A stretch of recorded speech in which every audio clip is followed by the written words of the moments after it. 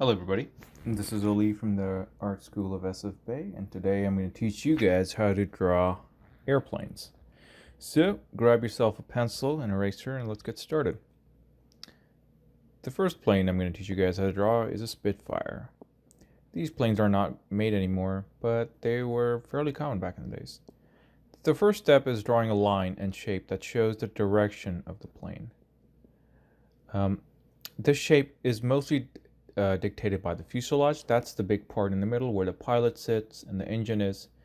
I try to stay away from the wings and work on them later once I'm done with the fuselage.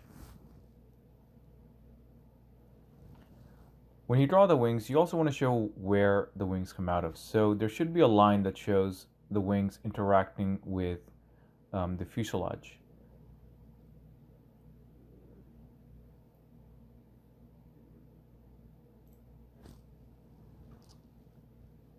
One thing to remember is that the big wings in the front are a little bit lower than the smaller wings in the back.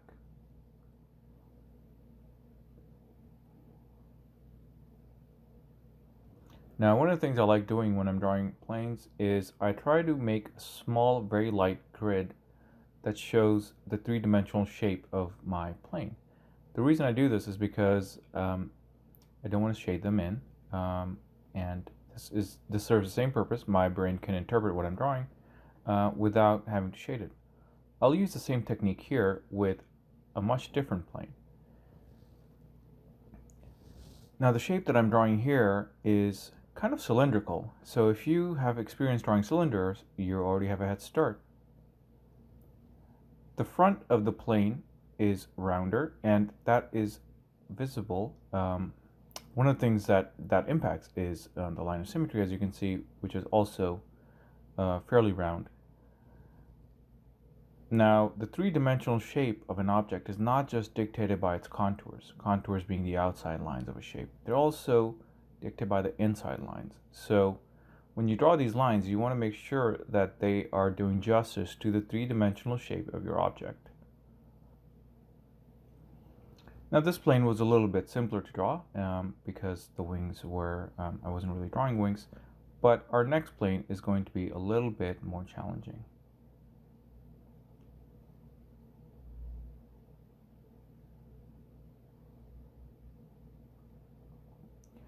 If you want to draw a plane using perspective or two-point perspective, you want to start off with a horizon line and two vanishing points. You can also do this with one vanishing point like I did with the previous plane.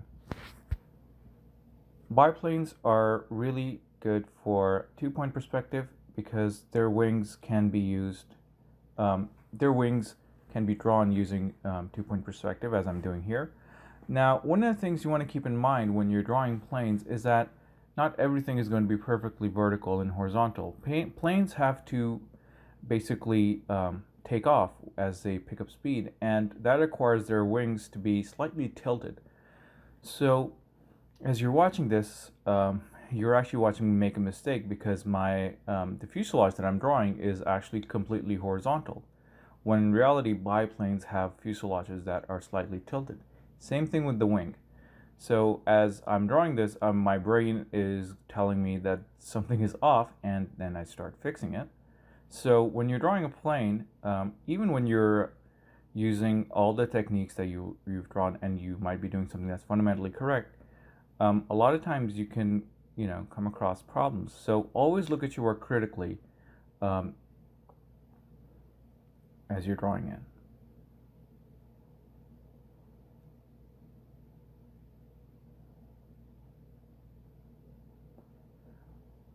Now, one of the biggest things that is relevant to this biplane is to make sure that the fuselage or the body of the plane is right in the middle, because you don't want to have a plane that has the body slightly to the side. As you can see here, I'm fixing some of my wings, so the bottom wing is now slightly tilted, which is a much more realistic interpretation of a biplane's wing.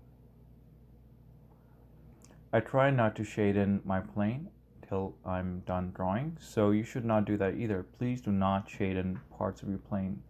Even if they have shadows, these are all steps that you should keep till the end. Do not shade in your plane till you're absolutely certain that you're done drawing. Here I also drew those same grid lines that I was talking about earlier with the first two planes. In this case, they're helping me establish the wing and what direction the wings are going. These lines are actually in perspective as well.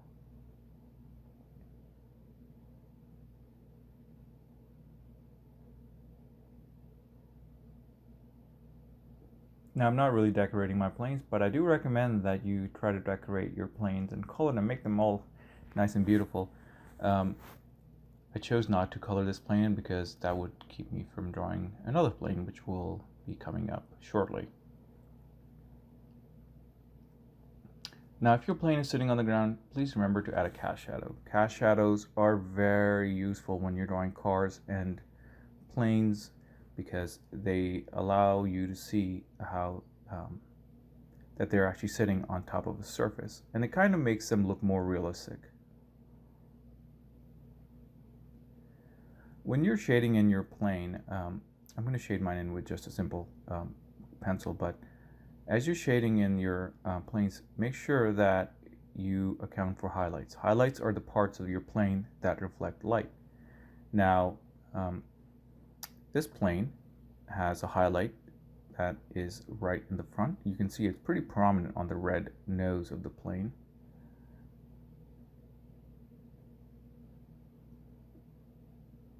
Here, we'll bring this over here. Third plane is going to be our commercial airliner. Now, shading is not just dictated by light, it's also dictated by what the color is of the object. For example, shadows are dark, but so are wheels, because wheels are black. So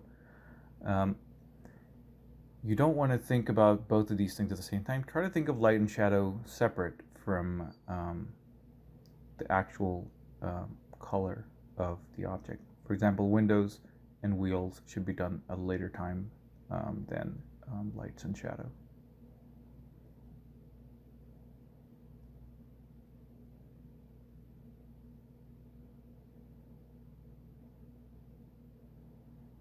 All right, that's our third plane.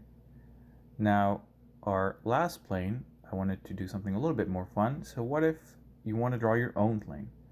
Well, drawing your own plane is a lot more fun, but it also